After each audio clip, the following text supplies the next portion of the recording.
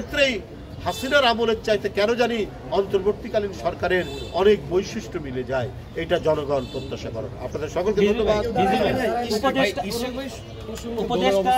উপদেষ্টা আসিফ মাহমুদ অভিযোগ করেছেন যে গায়ের জোরে নগর ভবন বন্ধ রেখে আন্দোলন করছে বিএনপি। উপদেষ্টা আসিফ মাহমুদ অভিযোগ করছে এটা গতকাল। আমি তো মানে আমাদের বয়সে অনেক ছোট, অনেক ছোট, হঠাৎ একটা রাষ্ট্রীয় দায়িত্ব, গুরুতর দায়িত্ব পেয়ে গেছে, এই জন্য কথাবার্তার ভারসাম্যহীনতা রয়েছে। তো সে তো আদালতের রায় নিয়ে কাজ করছে, সে তার শপথ নেওয়ার কথা, কিন্তু সরকারের পক্ষ থেকে গায়ের জোর খাটানো হচ্ছে। তাহলে চট্টগ্রামের যে আমাদের সাদাত, সে কি করে মেয়র হতে পারল?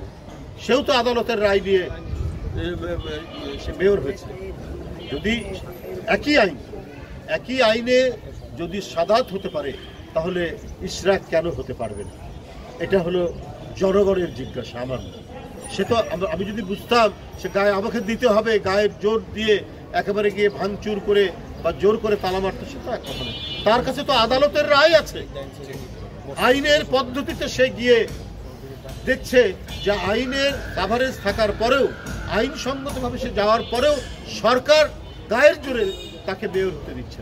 তো সেই ক্ষেত্রে সেই আইনটি প্রতিষ্ঠার জন্য তার আন্দোলন করার যথেষ্ট অধিকার রয়েছে। ধন্যবাদ।